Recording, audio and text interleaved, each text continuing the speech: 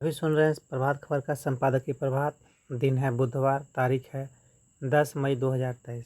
विषय है खेल में जाति की राजनीति अनुचित। यह आलेख लिखे हैं प्रभु चावला, जो editorial director the new Indian express के हैं। एथलीट देश के लिए गौरव और हर्ष होते हैं। राजनीति झूठे अभिमान और पैंतरे पर फलती फूलती है। नई दिल्ली स्थित जंतर मंतर पर पुलिस का महिला पहलवानों से भिड़ते देखना राष्ट्रीय शर्म का मामला है। ये खिलाड़ी एक ताकतवर भाजपा राजनेता द्वारा किए गए यौन शोषण का विरोध कर रहे हैं। यदि जातिगत राजनीति की वेदी पर देश के लिए वैश्विक सम्मान लाने वाले ओलंपिक खिलाड़ियों की आहुति दी जा सकती है, तो नए भारत की आशा मध्ययुगीन जातिवाद के सोच के अंधेरे में बुझती लौ बन जाएगी। यह सोच सदियों से हमारे समाज और राजनीति पर एक दाग रही है। उत्पीड़क के विरुद्ध पीड़ितों द्वारा न्याय की गुहार के रूप में मामले को देखने के बजाय विवाद को ठाकुरों और जाटों के बीच शब्द युद्ध बना दिया गया है। यह लड़ाई दोनों ओर के जातिवादी चैंपियनों के द्वारा सोशल मीडिया के विभाजित वितान में लड़ी जा रही है। ट्विटर और फेसबुक पर अचानक समुदाय आधारित हैंडल उग आए हैं और एक दूसरे पर मुगल और ब्रिटिश दौर में भारत को धोखा देने का आरोप लगा रहे हैं। राजनीतिक झगड़ों के दौरान ऐसे नुकसानदेह हैंडलों को सक्रिय किया जाता है। पिछले कुछ महीनों से अनेक पहलवान धरना दे रहे हैं और भारतीय कुश्ती संघ के 66 वर्षीय ठाकुर अध्यक्ष ब्रिजभूषण शरण सिंह को दंडित करने की मांग कर रहे हैं, जो 12 साल के संघ के प्रमुख हैं। उन पर महिला पहलवानों के यौन उत्पीड़न का आरोप है। साक्षी मलिक और विनेश फोगाट जैसे ओलंपिक खिलाड़ियों की अगुवाई में विरोध कर रहे लोगों का दावा है कि उनके समूह के 7 लोगों, जिनमें एक अवयस्क भी शामिल है, ने कुछ माह पहले सिंह के विरुद्ध शिकायत दर्ज कराई थी, लेकिन खेल मंत्रालय समेत आधिकारिक संस्थानों ने समुचित कार्रवाई नहीं की। उनका अनिश्चितकालीन धरना जारी है, पर हमेशा की तरह न्याय के लिए उनकी लड़ाई ने जातिगत और राजनीतिक आयाम ले लिया है। कुछ स्वयंभू ठाकुर शुभचिंतकों ने पूरब के डॉन और 6 बार के लोकसभा सांसद सिंह के बचाव का जिम्मा अपने ऊपर ले लिया है। ठाकुर एसोसिएशन ने पहलवानों, जिनमें अधिकतर हरियाणा के जाट समुदाय से हैं, पर पहला जातिगत हमला किया। उन्हें सिंह के इस बयान से इशारा मिला कि सबको पता है कि ये सभी महिलाएं महादेव रेसलिंग एकेडमी से हैं और दीपेंद्र हुड्डा यानी कांग्रेस नेता उस अखाड़े के संरक्षक हैं। जल्दी ही विभिन्न ठाकुर समूहों ने सोशल मीडिया पर पहलवानों को गद्दार कहना शुरू कर दिया।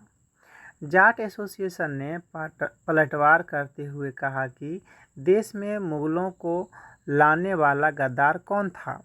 झांसी की रानी एवं देश को धोखा देने वाला ग्वालियर का शाही परिवार कौन था? अकबर का सेनापति मान सिंह कौन था? इस पर ठाकुर्स ऑफ इंडिया ने जवाब दिया कि घसेड़ा की लड़ाई में मुगलों के सामने नाक किसने रगड़ा? भरतपुर का कौन राजा जयपुर दरबार में हाजिरी लगाता था?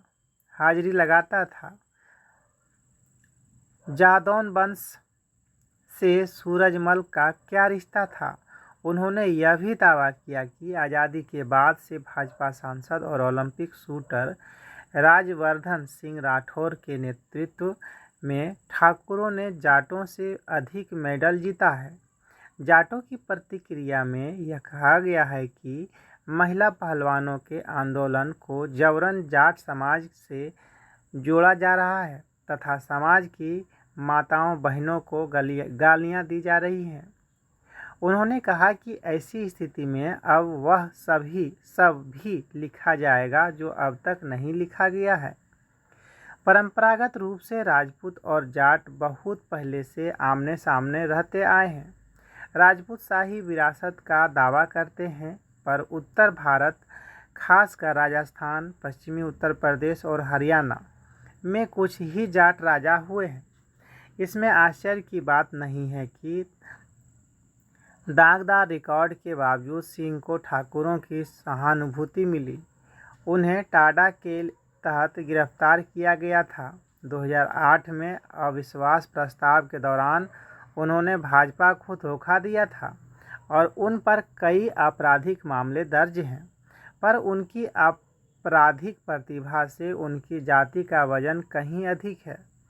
लड़कियों को न्याय और डॉन को जेल के बीच यह आ रही खड़ी हुई है। दिल्ली पुलिस सुस्त पड़ी हुई है।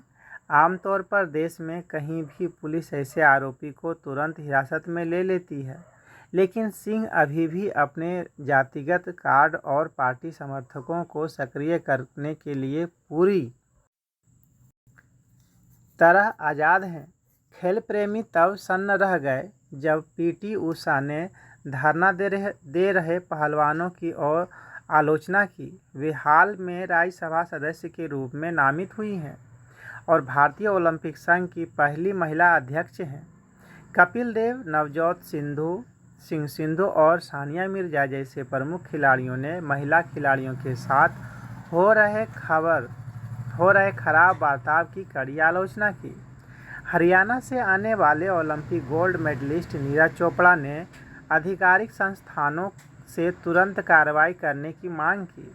उन्होंने लिखा कि न्याय के लिए एथलीटों को सड़क पर देखना दुखद है। उन्होंने महान राष्ट्र का प्रतिनिधित्व करने और हमें गौरव दिलाने के लिए बड़ी मेहनत की है। राष्ट्र के रूप में हर व्यक्ति की गरिमा की सुरक्षा हमारा दायित्व है। जो हो रहा है वह आगे कभी नहीं होना चाहिए। अवसरवादी राजनीतिक दलों ने खिलाड़ियों के दर्द में अपने लिए अवसर देख लिया। प्रियंका गांधी, अरविंद केजरीवाल और दक्षिण के नेताओं समेत गैर विपक्षी नेता लड़कियों को समर्थन देने और सरकार पर हमला करने के लिए पहुंचे।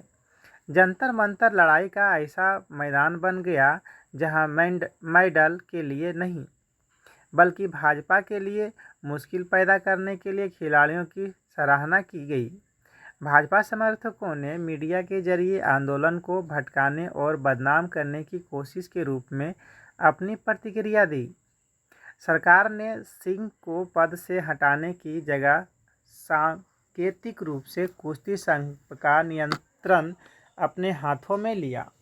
प्रधानमंत्री नरेंद्र मोदी और गृह मंत्री अमित शाह कर्नाटक प्रचार में लगे हुए थे तथा आधिकारिक रूप से भाजपा ने अजीब चुप्पी ओढ़ी रखी।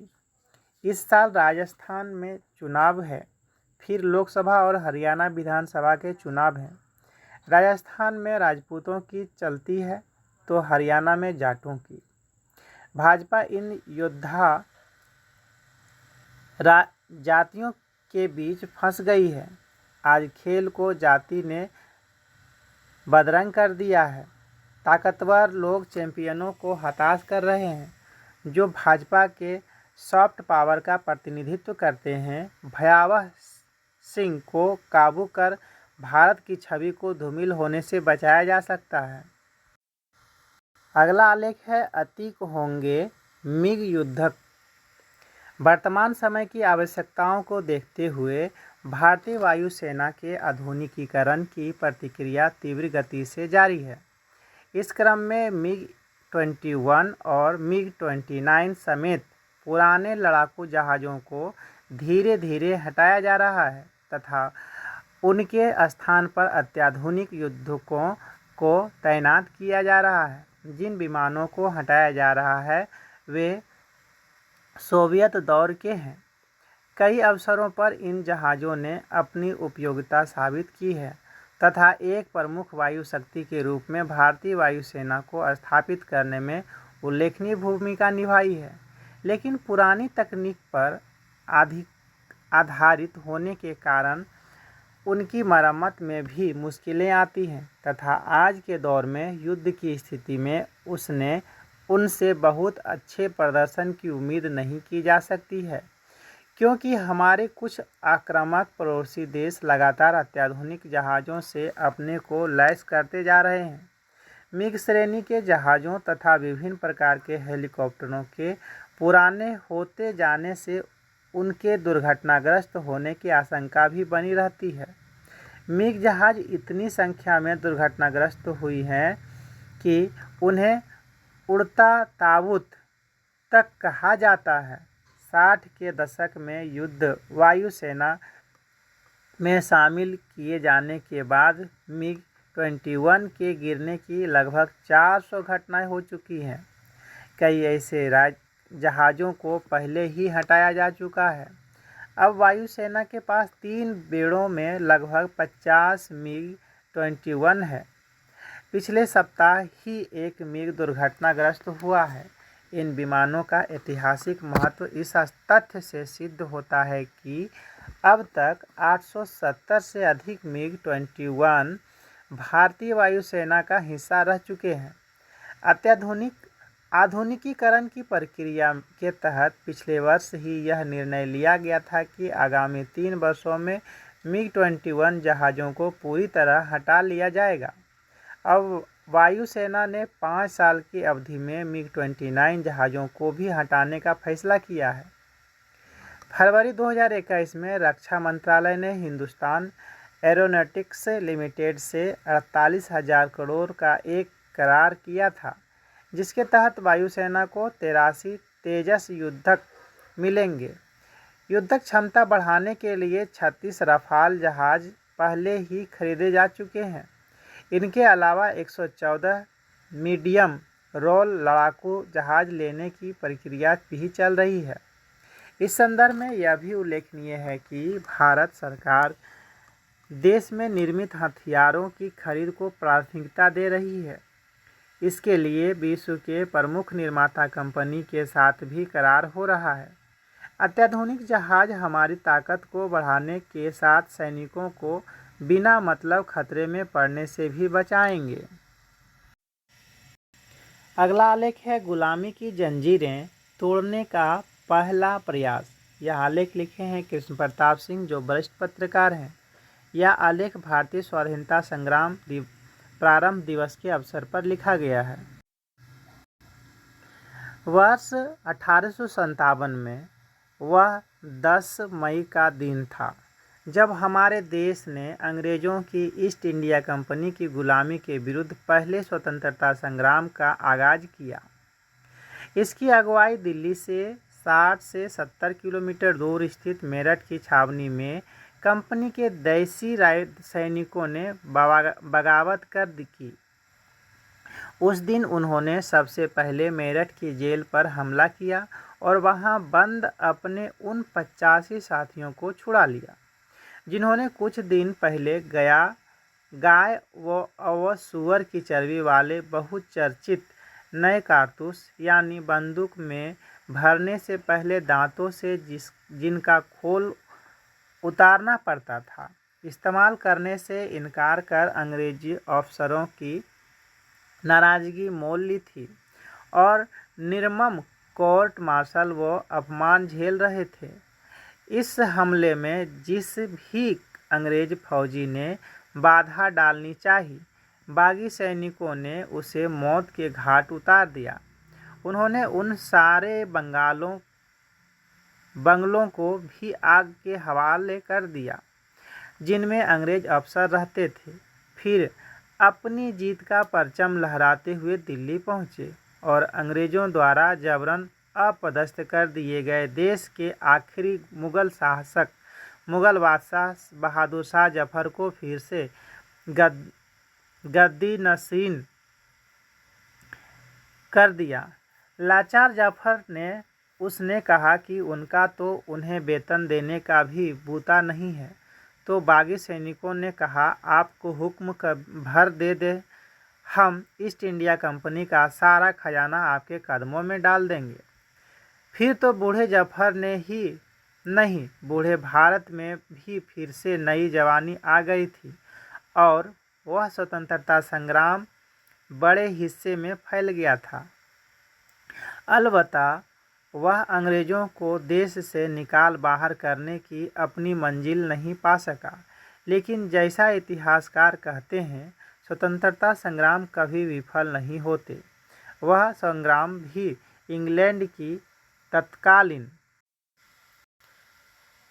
महारानी विक्टोरिया को इतना विवश करने में सफल रहा था कि वे भारत की सत्ता कंपनी से छीनकर अपने हाथों में ले लें। जाहिर है कि यह सब एक दो दिन में नहीं हुआ था। बागी सैनिक कंपनी के दस्तों को अगले 2 वर्षों तक पश्चिम में पंजाब, सिंध व बलूचिस्तान से लेकर पूर्व में अरुणाचल प्रदेश व मणिपुर और उत्तर में कश्मीर से लेकर दक्षिण में केरल व कर्नाटक तक छकाते रहे थे। मैदानी इलाकों में हल जोतने वालों से लेकर छोटा नागपुर की जनजातियों, हिंदुओं से लेकर मुसलमानों, सिखों, जाटों, मराठों व बंगालियों, शिक्षितों से लेकर अंगूठा छाप किसानों व मजदूरों, राजे रजवाड़ों से लेकर दासों बंदियों तक ने भी अपनी अपनी तरह से अंग्रेज़ों की नाक में दम कर दिया था। ब्रिटिश उपनिवेश होने के कारण स्वतंत्रता संग्राम के आगाज को सिपाही विद्रोह या गदर कहा जाता रहा। कार्ल मार्क्स ने उन्हीं दिनों ट्रिब्यून में अपनी टिप्पणियों में लिखा था कि यह भारतवासियों का राष्ट्रीय विद्रोह है। आगे चलकर वह जागरूक देश प्रेमियों की कोशिशों से उस दौर का राष्ट्रीय त्यौहार बनी। उस अवसर पर यह गीत देशवासियों का कंठहार बन जाता। ओ दर्दमंद दिल दर्द दे चाहे हजार, 10 मई का शुभ दिन भुलाना नहीं। इस रोज़ छिड़ी जंग आज़ादी की बात खुशी की गमी लाना नहीं। साल 1907 में अंग्रेज़ों ने इस स्वतंत्रता संग्राम की 5वीं वर्षगांठ पर अपनी विजय का जश्न मनाने की सोची और उसके भारतीय नायकों को कोसने लगे।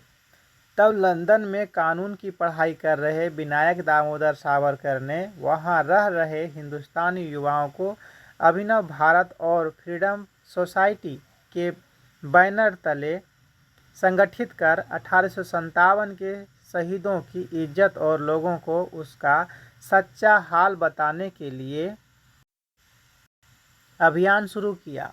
साल 1909 में सावरकर ने द हिस्ट्री ऑफ इंडिपेंडेंट पुस्तक लिखी, जिसमें 1857 को भारतीय स्वतंत्रता का पहला संग्राम बताया। अंग्रेज़ों ने उसे जब्त कर लिया, पर तब तक बात बहुत दूर चली गई थी। भारत में हिंदुस्तान सोशलिस्ट रिपब्लिकन एसोसिएशन व नौजवान भारत सभा से संबद्ध क्रांतिकारी चिंतक भगवती चरण बोहरा ने अप्रैल 1928 में कीर्ति में 10 मई का शुभ दिन शीर्षक लेख में लिखा था कि 1857 में जो कुछ हुआ वह भारतवासियों द्वारा गुलामी की जंजीरें तोड़ने का प्रथम प्रयास था। दुर्भाग्य से यह प्रयास सफल नहीं हुआ, इसलिए हमारे दुश्मन इस आज़ादी की जंग को गदर और बगावत के नाम से याद करते और इसके नायकों को गालियां देते हैं। उन्होंने लिखा कि विश्व इतिहास में ऐसी कई घटनाएं मिलती हैं जहां ऐसी जंगों को इसलिए बुरे शब्दों में याद किया जाता है कि वे जीती नहीं जा सकीं। अगर तात्या टोपे, नाना साहेब, झांसी की रानी, कुंवर सिंह और मौलवी अहमदुल्लाह शाह आदि वीर जीत हासिल कर लेते तो वे हिंदुस्तान की आज़ादी के देवता माने जाते। बोहरा ने सावरकर को 10 मई को भारत के राष्ट्रीय त्यौहार में बदलने का श्रेय दिया और इसे बड़ी बहादुरी का काम कहा, जो 1907 में अंग्रेज़ों की राजधानी लंदन में किया गया। बाद में अमेरिका में हिंदुस्तान गदर पार्टी ने हर साल इसे मनाना शुरू किया। अफसोस की बात है कि अब स्वतंत्र भारत में 10 मई को रस्मी आयोजन भी नहीं होते। इस तारीख की यादें हमें अपनी भविष्य की लड़ाइयों के लिए बल दे सकती हैं। अगला आलेख है कार्बन मुक्त शिक्षण परिसर की पहल। यह आलेख लिखे हैं सुधीर कुमार, जो एक टिप्पणीकार हैं। संयुक्त राष्ट्र के रेस टू जीरो अभियान में शामिल होते हुए भारत ने 2030 तक देश के सभी विश्वविद्यालयों के परिसर को कार्बन तटस्थ बनाने की घोषणा की है। वर्ष 2021 के 28 अक्टूबर को Times Higher Education Climate Impact Forum में 68 देशों में 1050 विश्वविद्यालयों की ओर से 2050 तक अपने परिसर को कार्बन उत्सर्जन से मुक्त करने का आह्वान किया गया था। उस समय भारत इसका हिस्सा नहीं था, परंतु अब देश में पहली बार शैक्षणिक परिसरों को कार्बन मुक्त करने की मुहिम को धरातल पर उतारा गया है। शैक्षणिक परिसरों को कार्बन मुक्त करने से राष्ट्रीय स्तर पर कार्बन तटस्थता हासिल करना आसान हो जाएगा। दुनिया के कई विश्वविद्यालयों ने कार्बन तटस्थता की दिशा में मानक स्थापित किए हैं। अमेरिका के अमेरिकन विश्वविद्यालय ने 2018, सैन फ्रांसिस्को विश्वविद्यालय 2019, एलेंघनी कॉलेज ने 2020 और हैम्पशायर कॉलेज ने इस वर्ष कार्बन तटस्थता हासिल की है। एक कार्बन तटस्थ विश्वविद्यालय में जलवायु कार्यवाही का केवल पाठ ही नहीं पढ़ाया जाता है, बल्कि वह खुद भी एक आदर्श प्रस्तुत करता है। जलवायु कार्यवाही की दिशा में ऐसे शैक्षणिक संस्थान बड़ी भूमिका निभा सकते हैं। विश्वविद्यालय जलवायु संकट से निपटने के लिए आवश्यक ज्ञान, कौशल, दृष्टिकोण और मूल्यों के प्रसार में सहायक हैं।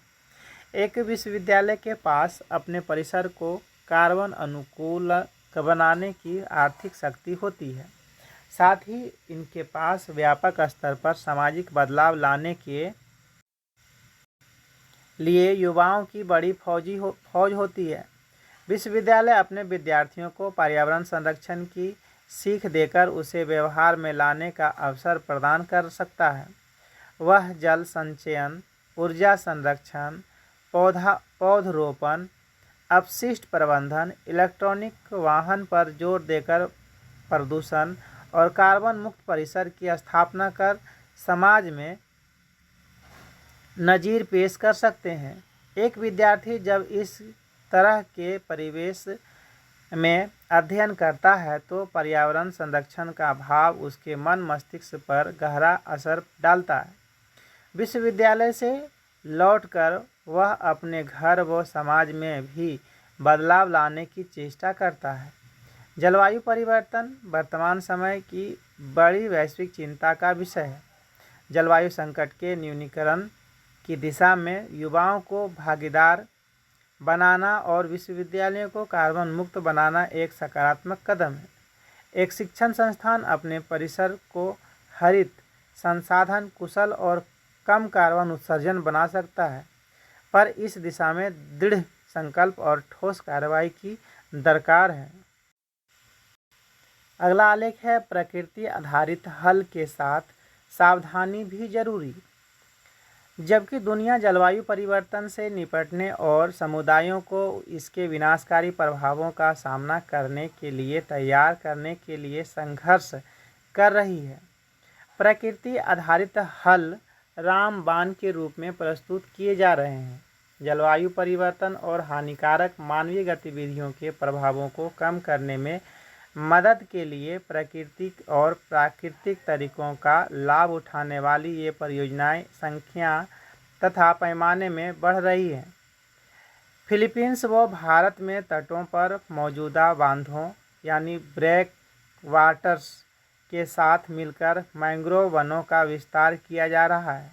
ताकि तूफान और बाढ़ से बचाव हो सके। इसी तरह दक्षिण अफ्रीका में आर्द्र भूमि को बहाल किया जा रहा है ताकि शहरों में भूजल का पुनर्भरण हो सके और शहरों को सूखे से बचाया जा सके। प्रकृति आधारित हल को बढ़ाने और उन्हें आधुनिक बुनियादी ढांचे के साथ एकीकृत करने के लिए वैश्विक स्तर पर समुदायों को प्रोत्साहित किया जा रहा है। वर्ष 2021 में international institute for sustainable development द्वारा जारी एक रिपोर्ट ने निष्कर्ष निकाला कि इस तरह के दृष्टिकोण से बुनियादी ढांचे के विस्तार के लिए निर्माण लागत में $248 बिलियन की वार्षिक बचत हो सकती है।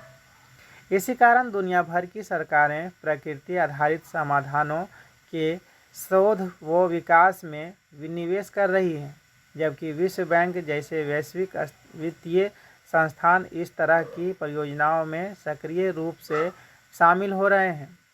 दक्षिण एशिया के छोटे व मध्यम आकार के शहरों के जल शहरीकरण और जलवायु न्याय का अध्ययन करने वाली एक शहरी नियोजन विद्वानों के तौर पर हम प्राकृतिक आधारित समाधान को प्रभावी मानते हैं, पर सावधानी बरतने की सलाह भी देते हैं, क्योंकि दक्षिण बांग्लादेश के खुलना में काम करते हुए हमें कई तरह की पारिस्थितिक संकटों का सामना करना पड़ रहा है।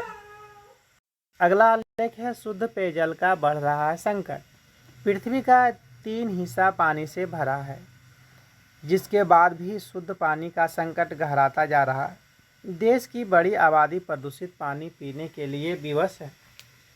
परंपरागत जल स्रोतों पर अतिक्रमण, प्लास्टिक के बढ़ते उपयोग एवं बढ़ते जल प्रदूषण की वजह से भूमिगत पानी गंदा होता जा रहा है। दूषित पानी से रोग प्रतिरोधक क्षमता घट रही है और लोग असमय काल के गाल में समा रहे हैं। दूषित पानी से कई तरह की बीमारियां फैल रही हैं। पानी को प्रदूषित करने में औद्योगिक कचरा को प्लास्टिक का बड़ा योगदान है। इसके लिए जागरूक होना होगा। अगला आलेख है बेहतर शिक्षा से ही दूर होगी गरीबी। लोगों को शिक्षित कर ही गरीबी दूर की जा सकती है। आर्थिक रूप से कमज़ोर लोगों के बच्चों को पढ़ाने के लिए प्रेरित करने के साथ बेहतर सुविधा मुहैया कराने की आवश्यकता है। जीवन में सफलता प्राप्त करने के लिए शिक्षित होना जरूरी है। गरीब बच्चों को शिक्षित करना आवश्यक है, जिसके बाद ही वे गरीबी से बाहर निकल पाएंगे। गरीबी से परेशान परिवार बच्चों को पढ़ाने के बदले कमाने भेज देते हैं। इसका नुकसान यह होता है कि बच्चे मजदूरी करने लगते हैं, साथ ही कम उम्र में नशा की गिरफ्त में चले जाते हैं। अगला आलेख है मृत्यु का रहस्य। जीवन कुछ और नहीं बल्कि एक पेड़ है तथा मृत्यु उस पेड़ का एक फूल। पेड़ का अस्तित्व फूल के लिए होता है, न कि फूल का अस्तित्व पेड़ के लिए। जब फूल आते हैं तो पेड़ को खुशी से नाचना चाहिए। यह एक दिव्य मेहमान है। जब यह आपके दरवाजे पर दस्तक देता है तो इसका अर्थ है कि ब्रह्मांड आपको वापस ले जाने के लिए तैयार है। जब कोई मरता है तो वहाँ कुछ चीज़ें ऐसी होती हैं जो बहुत गहरी होती हैं।